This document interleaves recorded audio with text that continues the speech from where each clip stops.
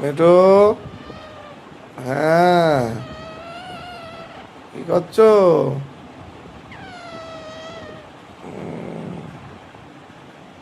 মেটো কথা বলে উত্তর দেয়। মিঠু, ও মিঠু, মিঠু, ও মিঠু, কি করছো তুমি? কি করছো? হ্যাঁ, কানের কাছে এসে, হ্যাঁ। মিঠু,